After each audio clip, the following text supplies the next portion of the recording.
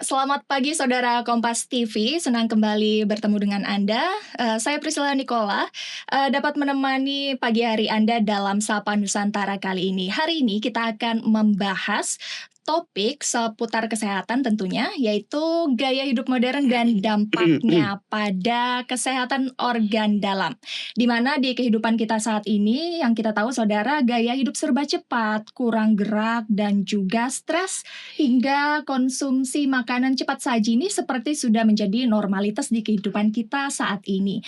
Namun sebenarnya ada beberapa dampak yang mungkin terjadi dengan pola hidup kita di zaman modern ini, dan untuk membahas itu dari segi medis kita sudah kehadiran seorang spesialis penyakit dalam, yaitu Dr. Ahmad Dainuri dari Rumah Sakit Idaman Banjarbaru. Selamat pagi dokter. Selamat pagi Mbak Priscilla. Oke, kabarnya baik? Baik. Oke, terima kasih dokter sudah menyempatkan waktunya hadir di sini ya. Terima kasih telah mengundang kami untuk berbagi sedikit tips dan trik kesehatan di pagi hari ini. Dok, biasanya kan kita tahu nih di zaman sekarang ini gaya hidup yang serba cepat dan juga stres mungkin di lingkungan pekerjaan itu sangat sering terjadi di para pekerja dan juga masyarakat umum. Seperti menurut pengamatan dokter sendiri nih, apa saja 3 kebiasaan yang dominan terjadi di hidup modern yang bisa menggerus kesehatan organ dalam itu sendiri, dok? Oke, terima kasih. Kita ketahui bahwa kehidupan modern dan akses informasi yang cepat di sisi lain itu adalah hal yang baik, tapi di sisi lain juga berdampak buruk terhadap kesehatan karena berpotensi menggerus kesehatan kita.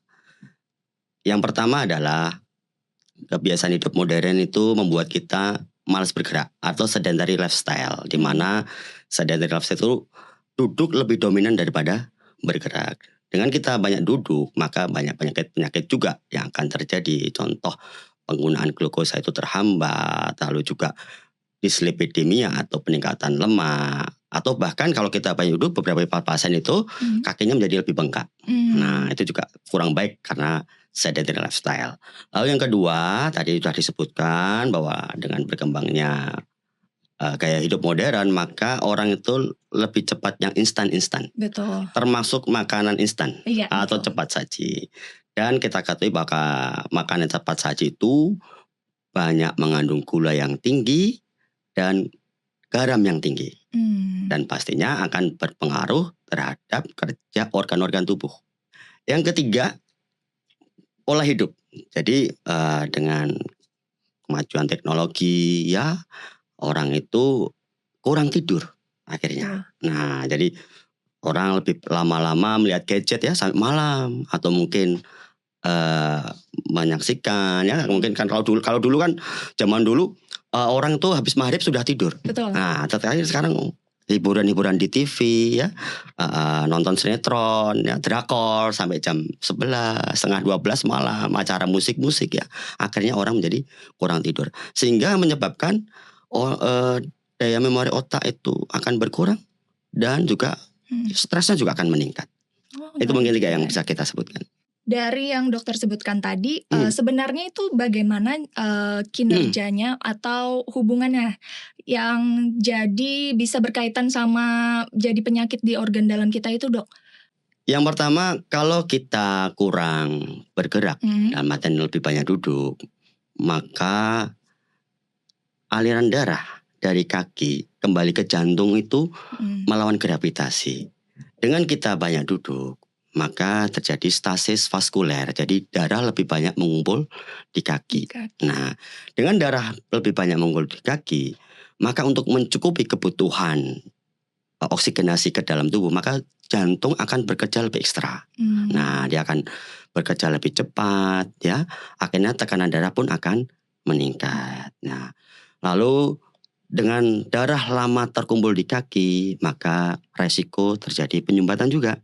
Nah, beberapa kasus karena aliran darah itu kurang lancar untuk kembali ke jantung, maka terjadi penyumbatan di pembuluh darah kaki.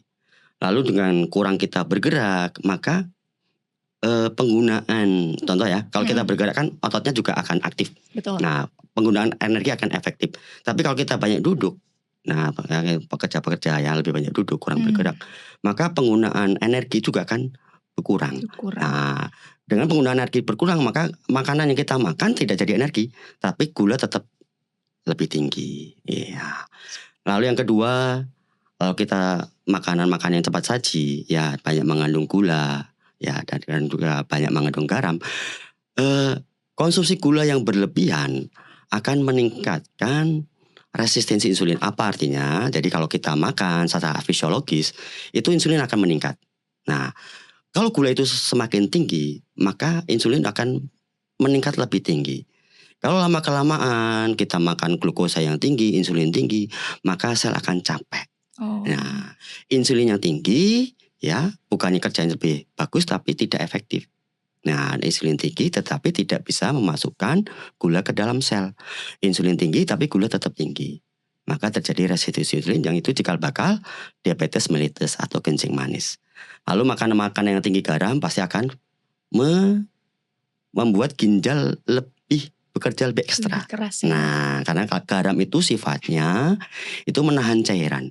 Kalau kita makan makanan yang banyak mengandung garam yang terdapat di fast food, maka cairan akan lebih susah dibuang. Nah, jadi terjadi resistensi cairan, akibatnya adalah tekanan darah akan naik. Yang ketiga, kalau kita kurang tidur, pasti akan berpengaruh terhadap otak kita. Nah, jadi di dalam otak itu ada sistem namanya sistem hipokampus. Itu adalah sistem untuk menyimpan memori kita. Nah, kalau kita kurang tidur, maka sistem itu akan terganggu. Nah, jadi mungkin ya kalau salah satu kita banyak lupanya, mungkin kita kurang tidur. Nah, istirahat kita kurang, bahkan di beberapa penelitian ya, kalau kita kurang tidur dalam kurang dari 6 jam, itu juga akan menurunkan daya memori kita sekitar 20-30%. Nah, bahkan nanti juga akan menyebabkan demensia. Berarti dari pola-pola hidup kita seperti kurang tidur, kebanyakan duduk pun tadi juga bisa memicu penyakit ya, Dok. Betul. Dan diantaranya juga memicu stres. Betul. Nah, untuk selanjutnya kita akan bahas lebih dalam lagi mengenai mekanisme penyakit dan juga fenomena dini yang mungkin bisa terdeteksi gara-gara pola hidup kita di era modern ini yang kurang sehat. Dan kita akan kembali membahasnya setelah jeda iklan berikut ini.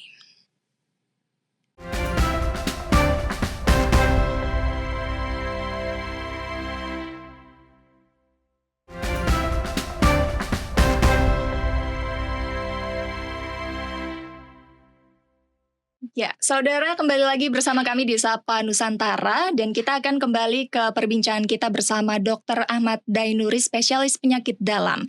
Dok, melanjutkan perbincangan kita tadi nih, Dok, terkait diet modern yang mungkin dokter sebutkan tadi, yaitu tinggi gula dan juga lemak, bisa memicu resistensi insulin dan juga bisa jadi diabetes ya, Dok. Betul. Ada beberapa macamnya sih, Dok. Untuk penyakit diabetes mellitus ada yang tipe 1, itu dari memang faktor genetik dari sejak kecil, dia memang kekurangan hormon insulin tidak terbentuk. Yang kedua ini lebih banyak oleh karena resistensi insulin. Jadi insulinnya itu ada, tetapi tidak bisa berfungsi dengan baik. Nah, itu juga diakibatkan tadi sedentary lifestyle atau gaya hidup. Jadi saya terangkan sedikit. Kalau kita makan makanan atau minum minuman yang tinggi gula, ya jadi seperti misalnya lah, kebutuhan gula kita dalam sehari itu idealnya ya sekitar 2-4 sendok per hari. Sendok makan itu Sendok makan, ya. Tetapi kalau kita minum minuman yang minuman manis, kemasan, ya 1 botol, itu sudah mencukupi kebutuhan kita padahal. Nah, jadi itu kurang bagus. Nah, dengan kita konsumsi gula yang tinggi, itu akan menyebabkan spike. Gula akan cepat naik. Gula yang naik, insulin akan cepat naik. Nah, kalau itu berlangsung lama, maka sel akan lelah, exhausted. Nah, akhirnya kenaikan insulin ya tidak bisa menyebabkan gula itu masuk ke dalam sel. Nah, gula tetap semakin tinggi.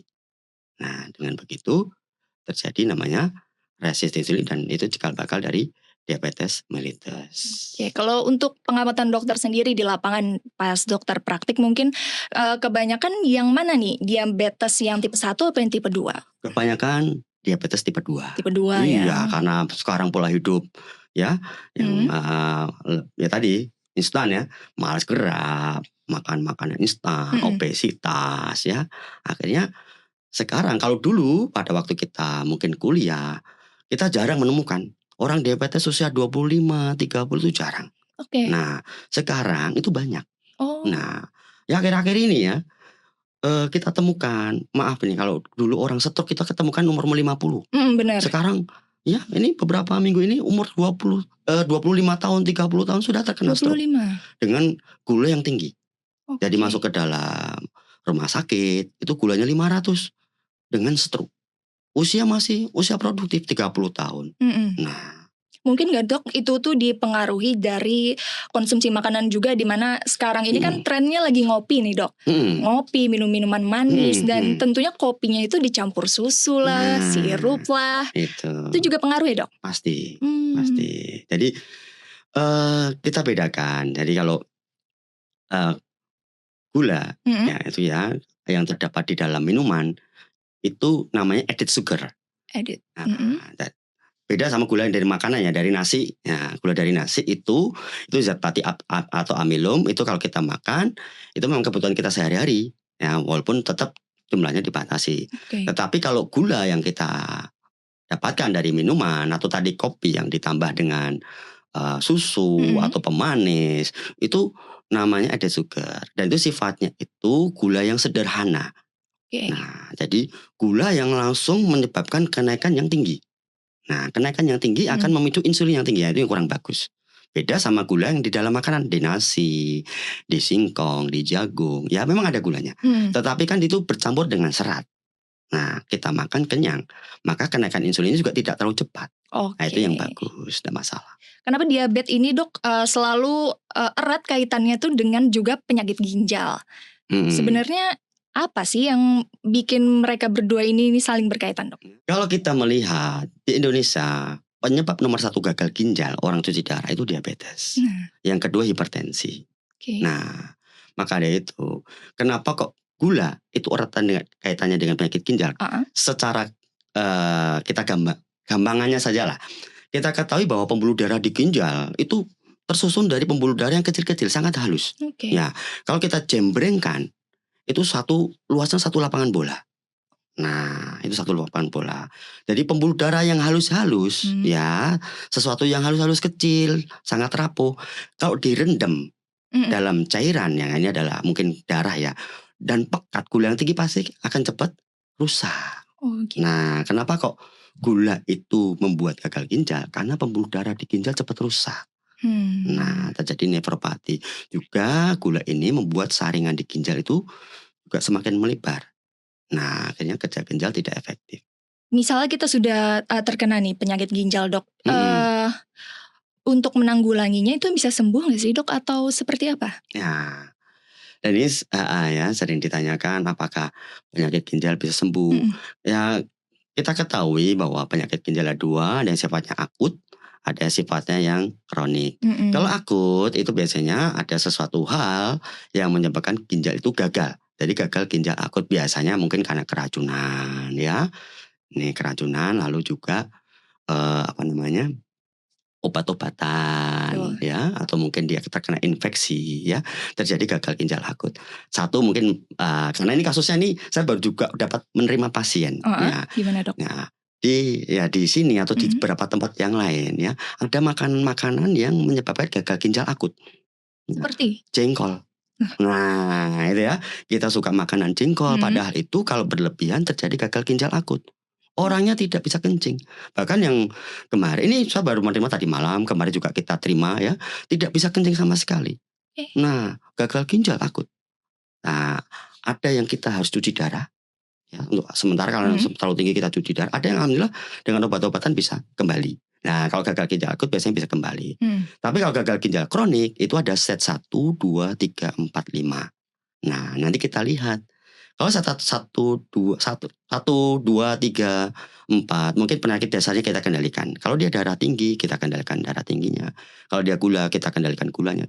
Tapi kalau sudah stage 5, ya maka kita sudah edukasi untuk terapi pengganti ginjal. Oke. Iya. Kalau dari dokter sendiri nih ada tanda-tanda atau peringatan dini nggak yang bisa mendeteksi nih seperti gejala-gejala yang menunjukkan bahwa penyakit itu tuh udah terjadi di tubuh kita? Nah, ini paling penting ya. Jadi kadang-kadang para pasien itu datang ke rumah sakit dalam kondisi yang sudah terlambat. Nah, benar. Maka dari itu perlunya kita itu juga mengenali diri kita sendiri.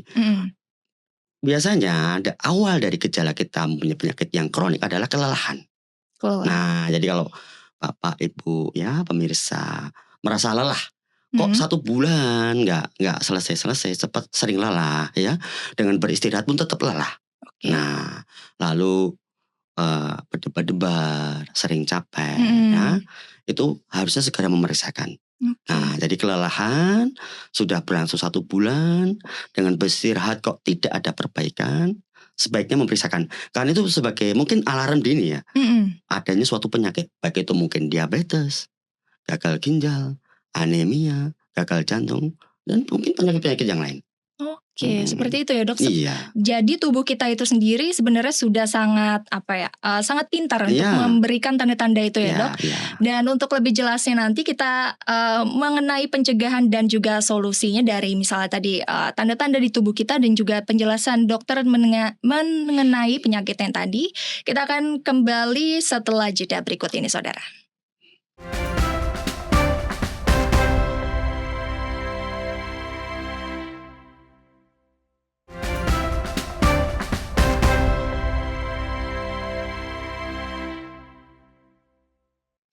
Terima kasih saudara, Anda kembali lagi bersama kami di Sapa Nusantara. Dan kita akan kembali bersama dengan Dr. Ahmad Dainuri, spesialis penyakit dalam untuk kembali berbincang mengenai lanjutan topik kita tadi ya dok. Yaitu di segmen ini kita akan membahas seputar pencegahan dan juga solusi medisnya. Mengenai penjelasan dokter tadi ini, sepertinya tanda-tanda ini kan sudah muncul ya dok sejak dini. Sebenarnya itu kita harus melakukan pengecekan kah? Sepertinya dok di usia berapa yang sebenarnya kita harus waspada nih? Ya, bagusnya kalau seandainya Bapak Ibu belum pernah memeriksa kesehatan, itu umur mungkin 30 tahun sudah paling tidak sudah pernah mencek medical check up. Nah, kalau memang itu normal, mungkin bisa mungkin setiap 1 tahun sekali kan, medical check up setiap 1 tahun sekali ya. Nah, minimal seperti itu. Itu apa aja dok yang dicek dok? Ya minimal kita cek gula darah puasa, 2 jam setelah makan. Lebih bagus kalau kita bisa memeriksa parameter gula per 3 bulan, itu namanya HbA1c. Nah itu, lalu juga kolesterol pastinya, LDL, trigliserid, asam urat, atau mungkin bisa ditambahkan dengan fungsi ginjal. Nah itu. Tetapi kalau memang ini ada salah satu solusi, kan kalau pengecekan darah kan mungkin harganya mahal ya, tidak semua bisa menjangkau ya. Minimal seseorang itu mengecek namanya urin rutin. Urinnya saja. Seperti apa dok yang sehat itu dok? Ya urin yang sehat kita nilai nanti. Ya minimal kita cek urin rutinnya, karena nanti kita akan mendapat banyak informasi. Contoh, kalau kita cek urin kita, lalu di dalam urin kok banyak terdapat glukosa. Nah, mungkin ya walaupun belum bisa tegak, mungkin terkena kencing manis. Nah, glukosa. Nah, karena kan namanya kencing manis, jadi banyak glukosa di dalam urin. Nah, lalu yang kedua, dengan urin kita bisa mendapatkan informasi tentang kesehatan ginjal kita. Ya, jadi tanda dini dari kerusakan ginjal itu namanya adanya proteinuria, kebocoran protein. Kita ketahui bahwa protein itu adalah molekulnya besar. Dia tidak bisa melewati urin. Kok ada protein di dalam urin? Mungkin ada kebocoran ginjal. Nah, kita bisa lanjutkan lagi dengan pemeriksaan yang lain. Nah, lalu juga di dalam urin kita juga dapat informasi apakah ada batu saluran kemih, mungkin ya ada darah, ada infeksi dan lain sebagainya. Itu paling murah. Iya. Kalau untuk yang kasat mata nih dok, kita bisa dinilai dari apa? Mungkin dari warna urinnya kah? Atau dari bagian tubuh kita sendiri apa dok? Secara kasat mata memang tidak bisa kita pastikan. Nah, karena itu sangat subjektif ya. Jadi kalau seseorang itu bilang, oh ini kuning, Hmm. mungkin orang akan bilang, oh coklat. Nah itu tidak bisa kita pastikan. Tetapi memang harus dicek. Kecuali kalau urin itu berdarah, pasti semua Oke. sepakat. Kencing, darah pasti semua sepakat. Nah jadi kalau bagusnya tetap dicek. Insya Allah murah kalau periksa urin. Harus ke lab sendiri ya dok. Lab. Dan urin, pemeriksaan urin bisa kita lakukan di fasilitas kesehatan tingkat pertama di puskesmas sudah bisa. Kalau untuk dari lingkar perut sendiri dok, itu menandakan bahwa ada penyakit nggak sih dok? Betul. Jadi ada namanya tuh lemak visceral sama lemak subkutan. Nah jadi kalau lemak subkutan kan yang terdapat di dalam di bawah kulit kita ya, di bawah kulit kita, lalu mungkin di bawah perut atau lain sebagainya. Tetapi itu tidak berbahaya. Ya jarang menimbulkan masalah kesehatan. Tetapi yang bermasalah adalah lemak visceral, lemak yang di dalam perut kita, yang melekat pada organ-organ dalam. Nah itu adalah lemak yang dapat mengakibatkan masalah pada kesehatan. Maka dari itu paling gampangnya kalau laki-laki jangan lebih dari 90 lingkar perutnya. Kalau wanita ya jangan lebih dari 80. Nah itu karena apa? Kalau dengan banyaknya lemak di dalam rongga perut kita ya tadi akan mengakibatkan masalah kesehatan. Salah satu contohnya lemak yang ada di dalam perut itu namanya sebagai mediator inflamasi, akan menghambat kerja insulin. Nah tadi ya kita sudah bilang salah satu faktornya tadi karena makanan juga bisa, tetapi orang yang gemuk akan jadi resistensi insulin. Akhirnya insulin tinggi tetapi tidak bisa bekerja dengan optimal. Itu untuk lingkar perut. Seperti itu ya dok. Berarti juga ngaruh ya lingkar perut itu juga tadi kan karena mungkin kita kebanyakan duduk dan juga jarang bergerak. Nah menurut dokter sendiri bagi para pekerja di sana nih yang stuck di meja kerja, ada nggak sih dok tips-tips sendiri atau solusi dari dokter, atau ada minimal apa sih yang dilakukan untuk bisa mengurangi lah dampak negatif itu dok? Iya, jadi untuk para pekerja ya yang lebih banyak di depan komputer, lebih banyak duduk, bagusnya tetap ada disediakan waktu untuk relaksasi. Jadi kalau seandainya sudah duduk 45 menit sampai 1 jam, maka usahakan berdiri paling tidak 1-2 menit. Nah, karena kalau kita terlalu banyak duduk, maka akan terjadi stasis aliran pembuluh darah atau pembuluh darah tidak lancar. Nah, juga dengan terlalu banyak duduk, otot-otot juga tidak bekerja. Karena kalau kita terlalu banyak duduk, maka tidak ada kontraksi sama sekali. Nah, tidak ada kontraksi sama sekali dalam otot, penggunaan glukosa juga akan naik lagi. Nah, akan berkurang, akhirnya glukosa di dalam darah akan naik lagi. Maka usahakan dalam waktu 45 menit sampai 1 jam, usahakan ada jeda waktu atau micro break setiap 1-2 menit. Lalu kalau seandainya para pekerja yang berhadapan dengan komputer, terus memandangi komputer, mungkin ya ini akhir tahun ini, ya kan, banyak dikerjakan. Usahakan dalam 20 menit ya kita relaksasikan mata kita. Nah setiap 20 menit kita relaksasikan mata kita pandang objek ya yang sekitar 20 meter selama 20 detik. Jadi 20. Nah, setiap 20 menit kita alihkan pandangan kita terhadap suatu objek ya. Nah, sekitar 20 meter atau 20 kaki atau 6 meter selama 20 detik. Itu untuk merelaksasikan otot-otot mata kita. Nah, dengan begitu juga menghindari kelelahan pada mata kita. Pastinya ketegangannya. Biasanya kalau mata kita tegang, leher kita juga tegang. Nah, akhirnya terjadi stresor. Nah, itu juga kurang bagus. Lalu ya nih, bagi para pekerja-pekerja ini kasusnya banyak. Ya, akhirnya terjadi gangguan pada saluran kemih. Yang bekerja di ruangan yang dingin. Ya, sekarang kan hampir setiap ruangan ada AC-nya. Betul. Nah, karena setiap ruangan ada AC-nya, maka rasa hausnya tuh nggak ada. Jadi jarang minum gitu ya, Jarang dok? minum. Betul. Nah, akhirnya sering terjadi dehidrasi. Nah, kalau sudah terhidrasi maka terjadi gangguan-gangguan ya terhadap saluran kemih. Terjadi kolik ya, lalu cuma anyang-anyangan. Nah, usahakan tetap walaupun tidak haus, usahakan untuk mencukupi kebutuhan minumnya. Orang Indonesia cukup dalam 1 hari itu 1,5-2 liter. Atau sebaliknya, kurang minum, oke, tetapi malas ke kamar mandi.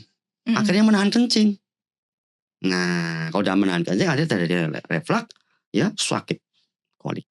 Oke, gitu itu aja. dia tadi ya Dok, penjelasan dokter seputar penyakit dalam yang bisa timbul dari gaya hidup modern kita, mulai dari duduk yang Mhm, lama tadi dan juga kurang tidur, stres juga mempengaruhi ya Dok.